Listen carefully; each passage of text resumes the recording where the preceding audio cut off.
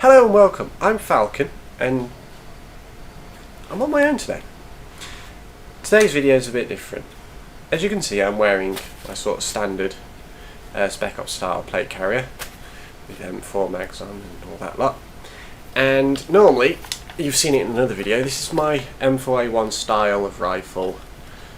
Normal Riz handguard, ACOG, RMR sight, PQ light, hand grip, bayonet lug, just your very bog standard M4. And as you know, we've already made the first video, M4s are boring, but it's a nice gun, it works alright. But I wanted something a bit more modern. This is very early 2000s. I know they are still using these in the military, but they are, especially in the US military, things are changing. So I wanted something a bit different for when I'm running my Spec Ops kit. This will still go out me when I'm running my infantry kit and stuff like that, but I wanted something more Spec Ops. That's why today we will be doing an unboxing. This is the new Specna Arms. It's the core system. So, Specna Arms. To start off with, we have a lovely catalogue that folds out and becomes a poster. This will be the image that the poster becomes, and it's, like I said, it's got all their other. Try and open it up. Oh, there we go. All their other models inside. We have this one, the SA-E05 in black. There we go. Tell a lie. Yes. This one's got the built-in suppressor. We don't have the suppressor. We've just got the normal carbine version. This comes with a set of stickers. Rather nice, rather funky. I will be finding somewhere to stick those up. So now on to the juice of it. The main rifle. Comes out the box quite nicely with, quite difficult to use, but I guess with some use they'll start weakening up, but some lovely flip up sights. It's got a nice sight picture. The rear sight is just a single hole, but has a V notch at the top as well. So you can see that on the camera. So you got your normal long range aperture at the bottom, and then this will be sort of like your battle aperture at the top. Just a little V notch. It's adjustable for windage. Your front sight appears to be adjustable. It's just a little sight post in between two protective wings.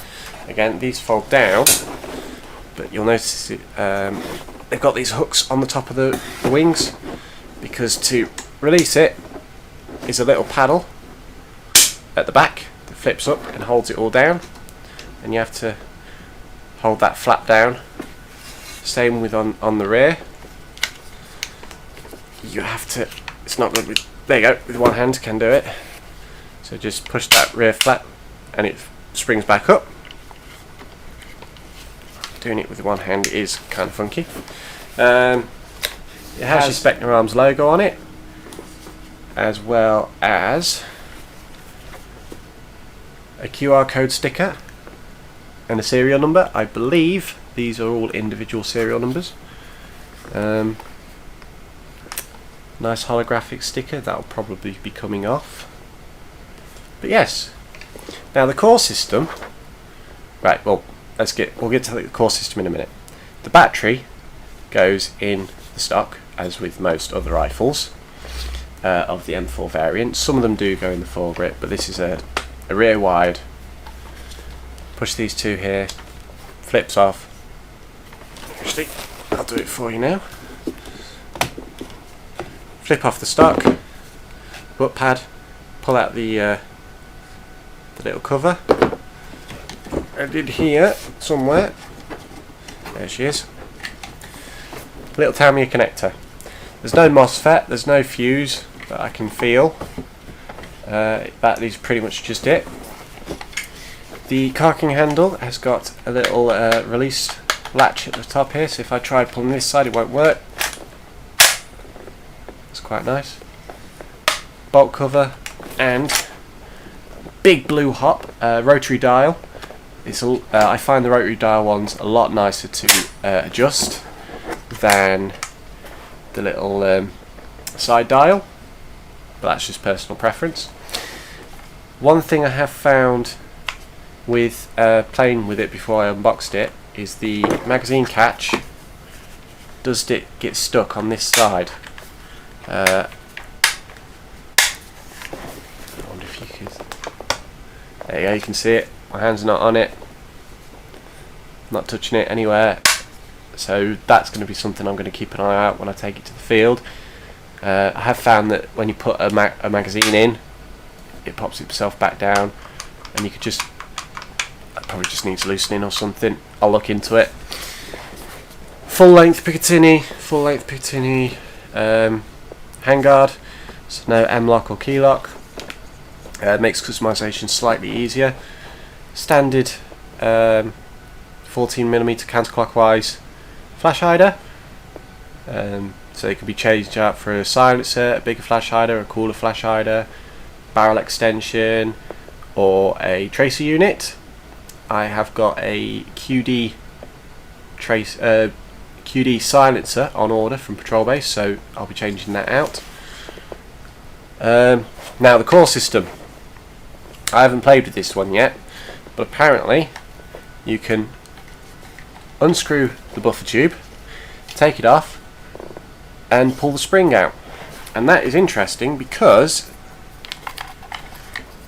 now it's advertised on websites as being go on back in, as being 380 FPS. Now, being in the UK, this makes this rifle a Section 5 firearm. We will do, if requested, we'll do a video on the UK FPS laws, but I'm leaving that for now. So, to mitigate this, with the quick change spring system, we'll open the box back up. They supply you with another spring, free of charge, I assume. It comes in, the rifle's about £140, so I do believe that the spring is included. It is a Specna Arms spring, you can see it, the name just behind it there. This is the 380 spring. It ships with a 310 spring, which is currently inside because, again, of the UK laws around airsoft. They changed the spring for me before they shipped it out, so thank you. That was brilliant. Comes with a dummy charger. I won't be using this. I have my own smart charger. I recommend anyone who, even if it's NIM or LiPo or LiFi, get a smart charger. They are so much easier to use, and you don't have to try and predict when your battery's full. So I won't be using that one. It's a nice little backup if I need to quickly charge something. Ships with a battery.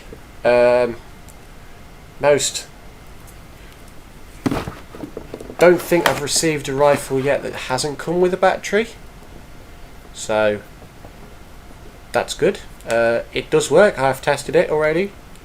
I chronoed it earlier, so the battery does work. And a new SMAC. Apparently these are meant to be really good. It's a high cap, and it's meant to be the best feeding mag for this gun. Again, took it out earlier to Chrono, which will be in a second, and I didn't have any problems with feeding. I have tried it with one of my Nupril mid caps. Again, no problems feeding. The Nupril mid cap did feel a little loose inside, so fits in nice and snug. Very nice looking polymer body. Bit stiff to come out. What I have done is, I don't know if you can see it on the camera, I've put a bit of Velcro, soft Velcro on the inside here, just stuck it down, just to, it's a little hack that we know. if you've got a feeding issue with your AR-15 style of rifles, bit of velcro either at the front or the back of the magwell, and it stops the magazine wobbling, holds it in place a lot nicer. So I've done that on all my Stanags taking rifles, my L85s, my M4s. Works a treat. So now we will show you the chronoing test.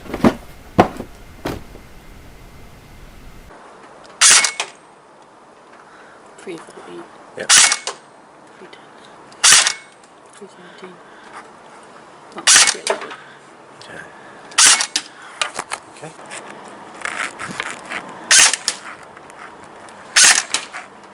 Hey, it feels quite nicely, that. So that's the chrono test. And what I've done in between, I've just thrown some attachments on, just so you can see how it looked. I've got flip to the side magnifying sight, red dot, foregrip, angled foregrip if I want to change up, PQ box and a torch on the side.